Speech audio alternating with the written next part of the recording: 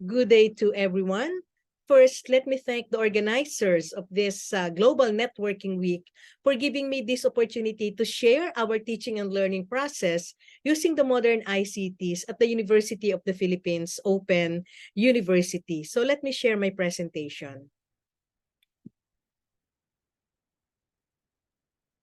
So the title of my presentation is Teaching and Learning Methodology in the Philippines Open University. And as introduced, I am Dr. Melinda de la Peña Bandalaria, Chancellor and Professor at UPOU.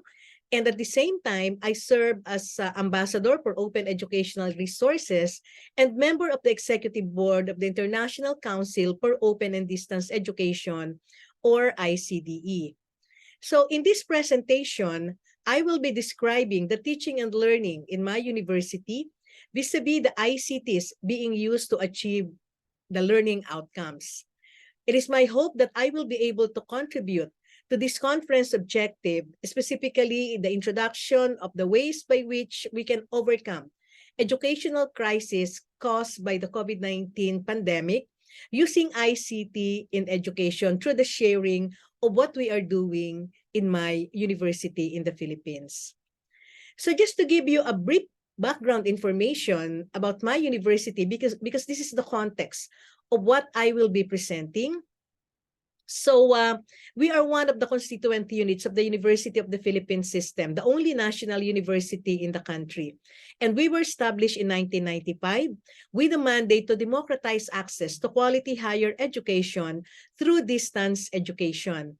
And we started doing distance e-learning in 2001, and we became fully online in 2007, which enabled us to accept students even outside of the Philippines.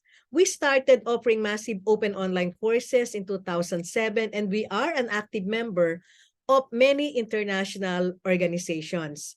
In 2014, there was a law enacted in my country which mandated my university to assist other higher education institutions who are planning to offer their programs in the distance education mode. So what exactly is the construct in the way we select the information and communication technologies that we will be using for our teaching and learning?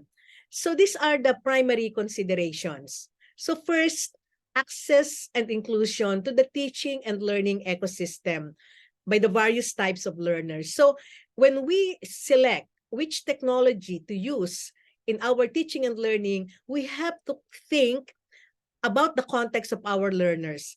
Will they have access to the kind of technology that we want to use in the process of teaching and learning? Of course, it should always be pedagogy over technology. We are always enamored by these modern technologies, and always, or in most cases, we want to integrate them into the way we are teaching. But the thing is, we have to consider or give primary consideration on whether these technologies can help achieve the learning outcomes, especially for our students. So because of that, even during the early years of the university, when we develop course materials, there is always the media specialist as a member of the quality circle who is in charge of developing our course materials. Agility and flexibility, because this is something that we want to give to our learners and even to our teachers, that they will be able to teach anywhere, anytime, considering the use of various technologies. And of course, the quality of education that we can give to our learners. Now, I can say that teaching and learning in my university is shaped by the predominant ICT during the time that we are using them. So, like for instance, during the pre-internet or early years of internet, in my country, in the Philippines, the technologies that we were using are mainly the analog ones. So, like for instance, we use radio to deliver instruction to the learners, printed modules which were mailed to the students or to a university learning center nearest them, and recorded audio lectures in audio cassette tapes. So this mainly radio, the print, cassette tapes. These were the technologies that we've been using to deliver instructional content to our students before the internet. And also, to provide tutorial support to our students, we were using telephone or speakerphone for group tutorials, mobile phone for learners monitoring, and also to provide them with other learner support. It should be noted that these technologies that we've been using before the internet, this became a model during the COVID-19 pandemic when we were designing instruction to reach students who don't have access to internet, or their internet access is not stable. So the use of these technologies, this early years model of delivering instruction, this became our model during the years, more than 2 years of doing remote instruction to our various learners during the time of the pandemic. Now, during the era of the internet, we, or at least in my case, I used to describe this as disrupting the disruption. Internet is a disruption in the education ecosystem. And for us, we have to consider, we have to look at it as something that we can really use in the way we are teaching our students. So internet was introduced to the Philippines in 1994. And since then, it was slowly integrated into the education ecosystem. And the very first, or among the first academic institutions who integrated the use of internet into the teaching and learning process were the open universities. So probably this move was done because of that need to prove that distance education is at par with the conventional mode of instruction. And this really drove the DE practitioners and scholars to maximize the potential of modern ICTs, with the example of the internet, so that we can further bridge the physical and also the transactional distance that separates the teacher and the students, which cannot be effectively bridged by traditional media like the print, radio, television, and the teletutorial system that we've been using before the internet.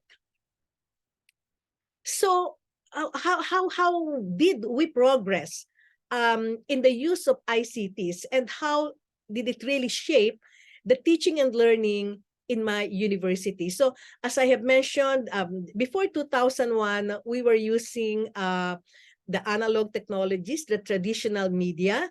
And when internet was introduced in my country, we've been using it mainly for emailing or communicating with our students and providing them with learner support. In 2001, we started integrating the online component into the instructional delivery system, mainly to replace the face-to-face tutorial system, because at the time, it was no longer cost efficient to maintain learning centers, university learning centers, meet our students there, because our students were already widely distributed in the different areas of the country, and we started attracting students from outside the Philippines. So from 2001 until 2004, we slowly integrated internet into the way we are teaching our students. So at the time, I call it the transition time, there were that mix of digital and analog technologies that we are using in our teaching and learning. Somehow, it still provided us with the flexibility, and our students still with the flexibility to study anywhere, study at a distance. They don't have to come to the campus just so that they can get the degree. So in a way, through the mix of digital and analog technologies, we were still able to provide that kind of learning that our various types of students need. In 2007, we became fully online, and from there, we were able to explore the different uses of the internet, the modern technologies, so that we can implement different ways of teaching our students, and even implement or doing the open education practices, developing open educational resources, and even massive open online courses. So that's what we've been doing up to the present. Now, what are the other benefits of using modern ICTs in teaching and learning? I have listed here several. So like for instance, we know that it can enhance the quality of course materials by using the quality open educational resources. I mean, unlike before the use of OERs, we used to have one or two reference books which we are using. But with the advent or the use of the internet, we were able to maximize the rich resources that are available in the internet, and use them, evaluate them, consider them to be the content of our course materials. It can also provide that kind of diversity in delivering or teaching the lesson. It's not just the lecture of the teachers, but we can also refer our students to some good video materials, podcasts, even actual lectures of other experts of the topic that we are teaching. Also, because of these materials from the internet, we lower the cost of education, lower the cost of reference materials. We teachers can use these materials, and also our students, they don't have to buy expensive books and other reference materials just so that they can learn the lesson and complete the requirements or submissions in our courses. It also facilitates inclusion and access, because by delivering our instruction online, we can also integrate the basic features of universal design for learning, and also reach other students, those who really cannot come to the campus to do residential or conventional learning because of some physical challenges. And of course, as I have mentioned earlier, the use of modern ICTs enable both the teachers and the learners that kind of flexibility in choosing where, when, and how the pacing of interacting with the content of the materials or the lessons. Now, during the time of the pandemic, teaching and learning really was continued because of the modern ICT. So since the university, my university, had already been fully online even before the pandemic, so there was not really that much change. And we were really thankful that we became fully online before the pandemic, and there were just minor adjustments in the school calendar, for instance, but the teaching and learning process remained the same, even at the height of the pandemic.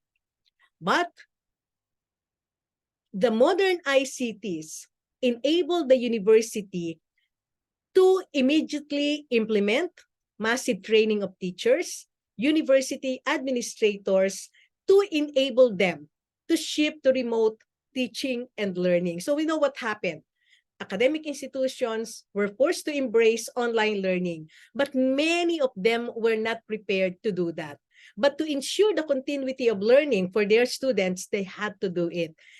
Our role as a part of the only national university in the country, we had to do these training programs for our fellow educators, such that they will be enabled to do this remote teaching and learning, and the use of modern ICTs. Like for instance, we've been using Zoom to provide webinar sessions, And at the same time, we know that learning will not cannot happen by just one webinar session alone. So we combined webinar sessions using a digital platform and the massive open online courses, that kind of framework, so that we can provide a holistic approach to a training program, even if our participants cannot come to our physical campus. So we did all these training courses, these training programs online using the different